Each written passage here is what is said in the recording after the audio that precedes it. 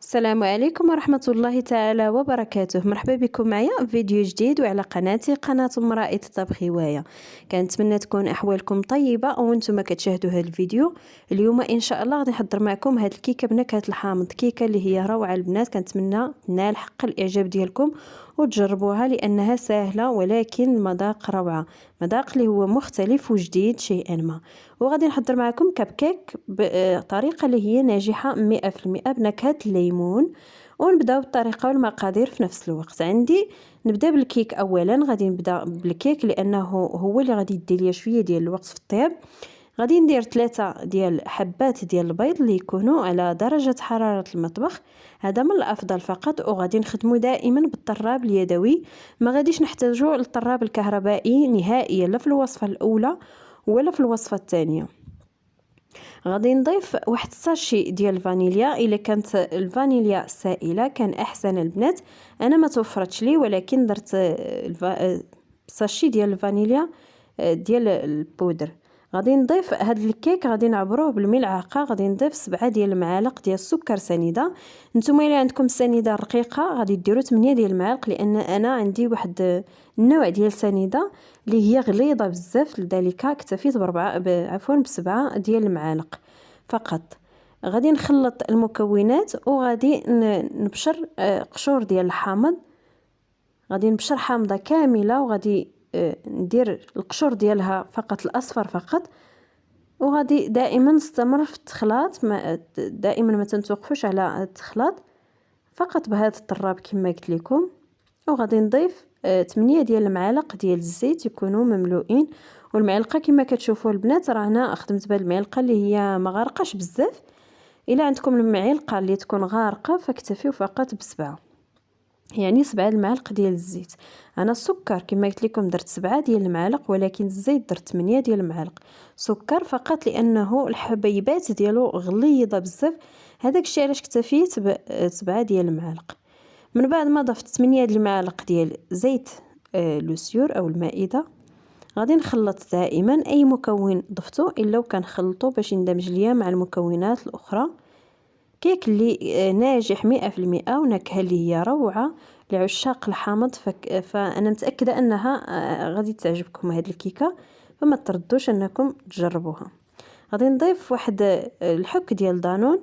الا لقيتو دانون الحامض كان احسن، ما لقيتوش غديروا الفانيليا بحالي، ولكن تخلي ملعقه لانني خليتها غادي نوظفها في التزيين ان شاء الله. غادي نخلط دانون اللي ضفت فقط بهذا الفوي،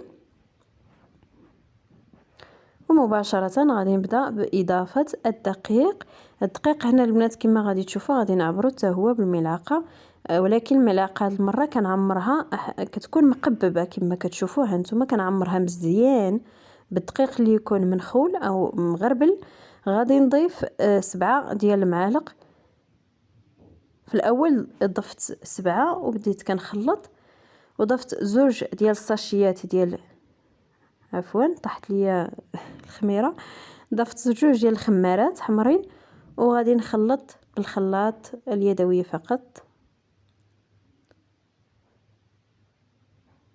كما كتشوفوا البنات فكيك اللي هو سهل جدا ولكن النتيجه روعه. غادي نخلط وغادي نشوف الدقيق على حسب. انا الدقيق اللي عندي راه كيتشرب البنات، درت 7 المعالق فقط، ولكن نتوما راه تقدروا ديروا 7 المعالق حتى 8 المعالق. انا ضفت 7 وجاتني الكيكه ديالي هي هذيك. مباشره غادي نخويها في هذا المول. الا كان عندكم المول شي مول اللي يكون الديكور ديالو مختلف فمن الاحسن، انا ما توفرش ليا لذلك درت في هذا المول العادي. الفران البنات سخون مزيان وكنقصوا عليه. انا عندي الفران ديال الغاز هو اللي غادي نستعمل. سخنته من قبل ونقصت عليه وغادي ندخل الكيكه ديالي. الكيكه ما كديش بزاف ديال الوقت البنات، عندها كتلهاو عليها فدغيا دغيا كطيب. ومباشره غادي ندوزو الكريمه اللي غادي نضيفو لهاد الكيك. عندي هنا نص كاس ديال الحامض كما كتشوفوا، راه الكاس صغير، وكاس ديال الماء، و2 كيسان ديال السكر سنيده. البنات انا قلت لكم راه السنيده اللي عندي غليظه بزاف، داكشي علاش ضفت كاس ونصف. اما نتوما راه غادي ديروا 2 ديال الكيسان، وغادي نخلط مباشره نحطها فوق. غادي نضيف عفوا 2 معالق ديال المايزينا، وغادي نشعل على هاد المكونات كامله. من بعد ما غادي نخلطها بالخلاط. كما لاحظتوا البنات ما استعملناش الخلاط الكهربائي نهائيا، تقدروا تستعملوه الا بغيتوا، ولكن فلا داعي للاستعمال لان الكيك كيك عادي جدا. من بعد ما حطيت هذاك الخليط على النار حتى تكتل ليا او اختار، ما نتوقفوش البنات على الحركه، دائما نوقفوا حداه ونبقاو كنحركوه حتى نحصلوا على هذه النتيجه.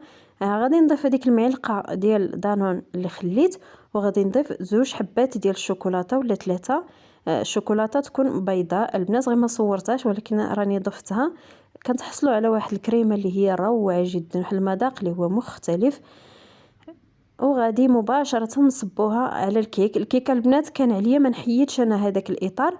الغلط اللي درت انا قلت لكم باش ما توقعوش فيه حتى نتوما، حيدت هذاك الاطار. من الاحسن يبقى الاطار باش يعاوننا في التزيين، ولكن انا حيدته، لذلك جاني التزيين شويه صعيب. والتزيين راه كيبقى اختياري وكيبقى على حسب الذوق ديال كل سيده. والكيكه ديالي من بعد ما كملتها هي هذيك، غادي نحطها تبرد وغادي ندوز لي كاب كيك ديالي. صراحه هاد لي كاب كيك كنت ما عولاش نصاوبهم، ولكن قلت علاش لا، لاني ديجا صاوبتهم معكم في القناه، ولكن ما كانش عندي السر ديالهم باش كيصدقوا 100%. انا البنات هنا كنوريكم السنيده اللي عندي. درت 2 حبات ديال البيض، ودرت كاس ما عمرش ديال السكر سنيده. ما عمرتش الكاس لان السنيده اللي عندي راها غليظه بزاف. دائما كنخلطوا بهذا الخلاط اليدوي، ما كنستعملوش الخلاط الكهربائي. واللي بغات البنات تستعملوا فلك الحق، انا ما استعملتوش، اكتفيت فقط بالخلاط اليدوي. لي كاب كيك البنات ساهل في المقادير ديالو، لكن المشكل هو في طريقه الطياب وكيفاش كيكون العجين ديالو. هنا هذا هو السر ديالو باش كيطلع ناجح 100%. ضفت 4 كاس ديال الزيت. والسر البنات الثالث اللي هو الزيت، ما تكتروش من الزيت البنات، فالزيت ما تيخليهش يطلع مزيان. انا كما شفتوا راه درت غير 4 كاس. درت كاس عامر مزيان اي مملوء جيدا بعصير ليمون. تقدروا تضيفوا عصير ليمون الجاهز كيعطي نكهه اللي هي زوينه، ولكن انا اكتفيت بالليمون العادي. غادي نضيف ساشي ديال الفانيليا، وغادي نستمر في التطراب او في التخلاط باليد فقط. مكونات اللي هي بسيطه متواجده في كل بيت. مباشره غادي نضيف الدقيق ديالي. ضفت الكاس الاول وخلط، وغادي نضيف الكاس الثاني وغنخلط، وغادي نضيف نصف كاس ثالث، النصف فقط البنات. غادي نضيف 2 خمارات ديال الحلوى، وغادي نخلط مزيان حتى تندمج ليا المكونات. هو الكاس الثاني غادي نخلطوه مزيان.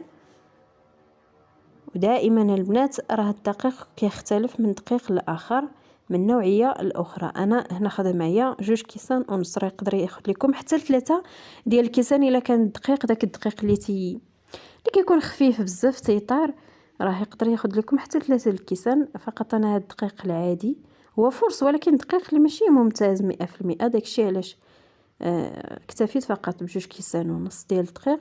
غادي نخلط مزيان. كما كتشوفوا الخليط ديال لي كاب كيك ماشي هو الخليط ديال لي كيك البنات. الخليط ديال لي كاب كيك راه كيكون ثقيل شيئا ما كما كتشاهدوا على الصوره. فانا غير سرعت الفيديو، اما راه بصعوبه كنحطو في ليمول ديالو. غادي نعمر هاد ليمول حتى نخلي فيهم غير واحد شويه، وغادي نسخن الفران مزيان.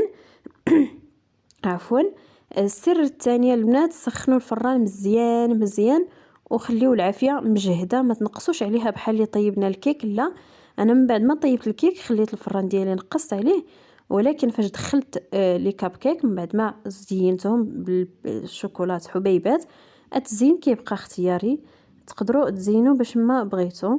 انا فقط توفروا لي هاد الحبيبات ديال الشوكولاته وقلت لي ما لا نزين بهم. كما قلت لكم البنات، الفران اللي يكون سخون مزيان والعافيه اللي تكون متوسطه، ماشي منقوصه بزاف بحال لي كيك، وماشي مجهده بزاف اللي تكون متوسطه غندخلوهم للاعلى حتى يطيبوا لينا وغننزلوهم للاسفل. اما الا كان الفران ديال الضو فكنشعلوهم من الاسفل حتى كيطيبوا، كنشعلوا الاعلى حتى كيتحمروا لنا من الفوق. لي كاب كيك ديالي من بعد ما طابوا ليا كيجيو على هذا الشكل، شكل اللي هو رائع والمذاق ولا اروع. كنزينهم بشويه ديال السكر كلاصي وهما سخانين، انا كندردر عليهم السكر كلاصي فقط كاضافه. الا ما بغيتوش تقدروا تكتفيو بهم كيف ما هما، او تقدروا ديروا كتزيين شي كريمه ولا شي حاجه. المهم التزيين كيبقى اختياري ديال كل سيده.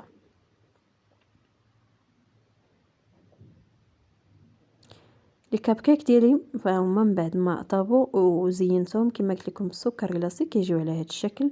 صراحه كيستحقوا التجربه وكيستحقوا المشاهده. اول مره كينجحوا معايا، راني عندي فيديوهات فيهم لي كاب كيك، ولكن السر ما عمرني عرفته حتى اكتشفته مؤخرا. اللي اكتشفت عفوا السر ديال هاد لي كاب كيك و الكوتي ديالي او الوصفات اللي وجدت للكوتي هما هادو: كيكه بنكهه الحامض و كاب كيك وشوكولا بالنكهه ديال الليمون. صراحه جوج وصفات اللي كيستحقوا انكم تجربوهم لانهم مميزون جدا. كنتمنى الفيديو ديال اليوم ينال الاعجاب ديالكم، واللي مازال ما مشتركاش دخل اختي واشتركي معنا، مرحبا بك. كنتمنى فعلا ان هاد الوصفات ينالوا الاعجاب ديالكم وتشاهدوا الفيديو حتى النهايه. الا كنتو كتشاهدوا الفيديو حتى لهاد اللحظه كنقول لكم صراحه شكرا لكم، شكرا على الدعم ديالكم، وشكرا لمشاهده الفيديوهات كامله ماشي فقط هاد الفيديوهات. ولي كاب كيك ديالي من بعد ما طابوا وتحمروا انا غنوريكم وحده. بعد ما وريتكم الكيك صراحه كيجي نكهه الحامض نكهه روعه جدا. الكيك كيجيو بهذا الشكل، اللون ديالهم اصفر لاننا درنا كاس ديال الليمون، يجيو زوينين بزاف كيعجبوا الوليدات. انا ولدي راني غير حطيتها البنات ما بغاش كاع يصبر حتى نكمل التصوير.